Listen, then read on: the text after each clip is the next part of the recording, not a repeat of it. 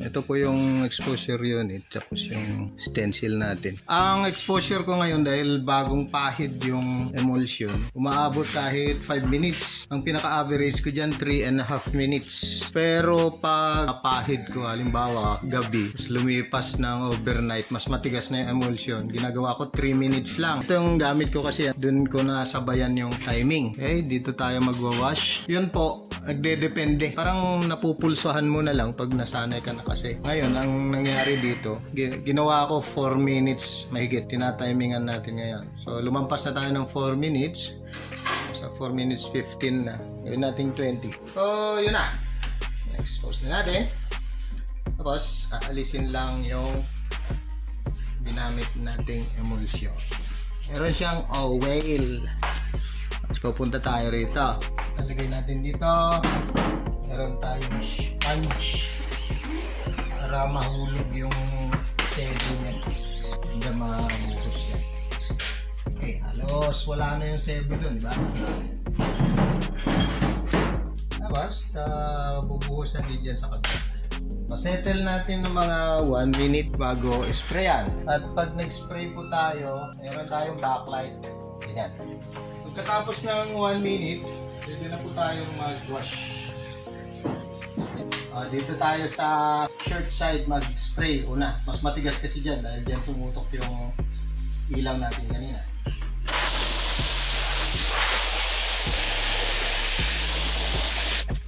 Pag natapos yun, iwawash din natin sa kabila.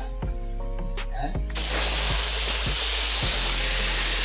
Mas maganda yung kung kayang pinakamatagal na exposure para matigas yung emulsion, ano? Na kaya namang i-wash ng sprayer natin. Mas maganda yung luto pag ganun. Talagang nakatigas dun sa exposure time.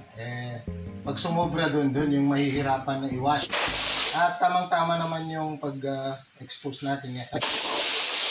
Para po sa pet bottle ito. Tingnan natin yung malapit natin.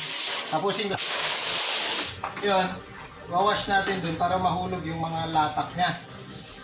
Nauna dun kanina. Tapos, panghuli, yung hangin na lang. Tapos na ganun. Tingnan po natin sa malapitan. Yan po para sa 1 liter na pet bottle. Printing.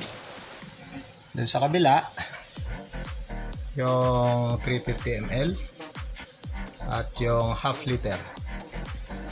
Ganyan po yung mga bote na i-imprintahan natin. Yan. Ano po yan kita nyo, may hawakan dun sa ilalim niya. Yun yung magpapaikot. Iwan muna kita at tayo magbibilad. Ay, natapos na po akong dalawa kanina. Ayan naman po.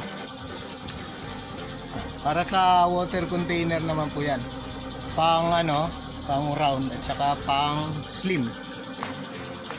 Maganda paarawan ito. Tapos pag natapos ang pagpaaraw, lalagyan ng hardener. Tapos ibibilad ulit. Yan lang po yung sistema. Maganda pag marami, sabay-sabay na. Yung isang biyahe na lang sila. Ayan pa, natapos natin ang water container at saka yung pet bottles.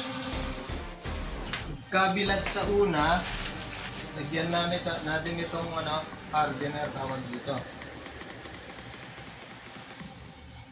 Yan lang ako maglagay. Kalat natin.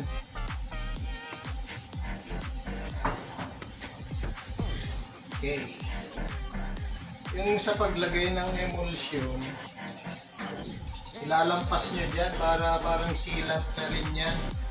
Lampas dito sa loob yan ng kwadro.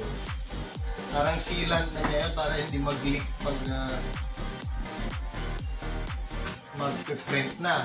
Natulong din niya yan.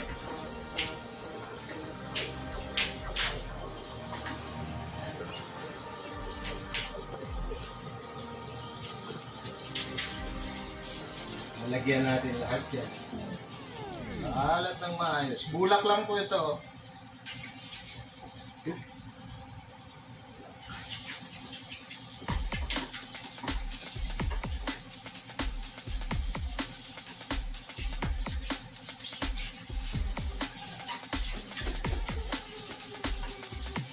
ulit para manipis siya. Manunuot din naman yan. Pampatigas dun sa emulsion, parang laminate niya para tatagal. Kasi pag nabasa po yan, lumalambot siya dito ba. At pagkatapos niyan, nakahanda rin yung ano natin. Spray natin para alisin natin yung mga malinis. Ayos. Dadalhin ulit natin ngayon sa bilaran. Bilad natin. Okay. Yung squeegee side, bilad natin. Mas ito pa isa. Lalagyan din natin. Okay. Pangatlo. Lagyan na po lahat ng hardener yan. So pag natapos, ito na, tuyo na. Isang procedure pa. Lalagyan na natin ng tape.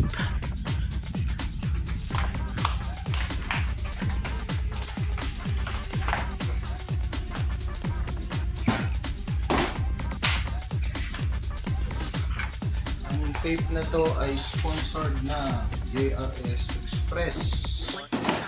Bait ko sila sa akin. Bigyan nila ako ng tape. At sila yung madalas kong pag-ipadalhan. Kasi mas vibes kami.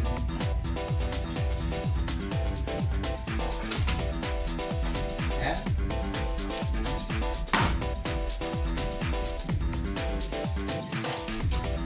Paglagay, yun na may pamunas kayo. Hindi yung daliri ang gagamitin lang para lalakad na talaga. Press. Yan din sa kaugalian ng mga nagbubukbain. Yes, palibot.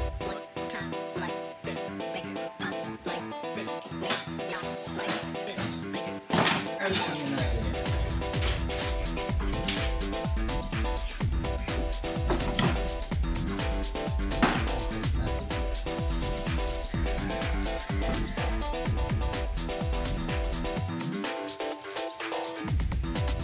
Maganda po yung tape ng ano eh, JRS Express. Mas makapit pa kaysa dun sa mga ilang nabibili ko. Mas kampante akong itong gamitin. Kasi minsan nakakabili tayo ng pawang dikit. Makalito na yun.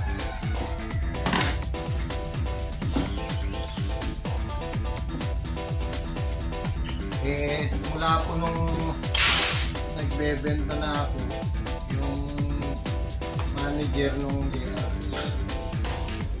Kasi noon, pag magpadala ako doon ko pa isusupot. So ang nangyari, bigyan nyo na lang si sir ng mga supot at tapes para ayos na pagdating dito.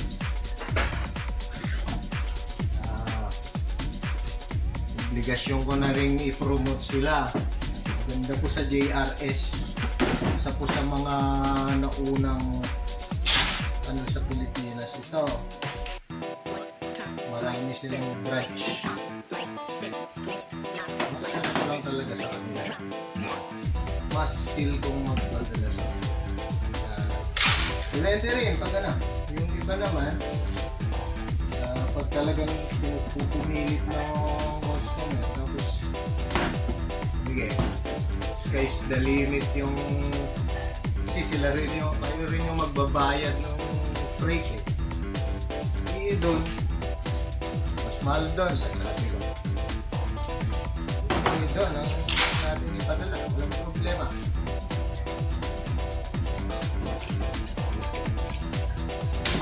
Pwede ko pang ano iwan ko sa kanila yung package. Halimbawa, yung buyer ko eh, ano. Sige sir, makayaran ko pag ano. Pag naipadala na. Ayan. Sige, paparesibuhan ko pa. resibo, pwede nilang i-atras kung hindi nagbayad yung customer. Naisahan na ako ng ganun eh. Babayaran ko pag naipadala nyo na sir. Pinadala ko. Maya wala na. Di kan. Di ko na nasingil. Maya may kailangan siya. Patay ka. Hindi ko rin in-unfriend pero ano, yung tiwala eh. Sa akin lang po. Wala tayong problema sa tiwala sa atin.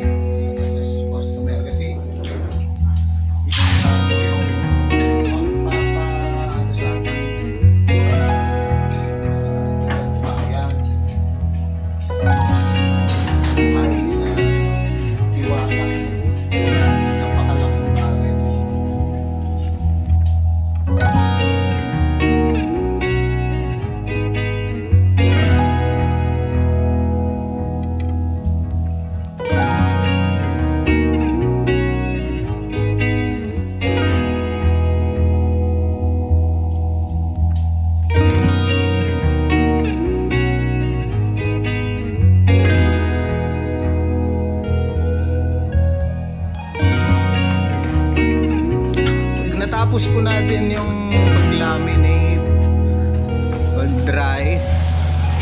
Pwede na po tayong mag-test print. Ganun po yung sistema. Pagkatayo po niyan, ako din sa loob.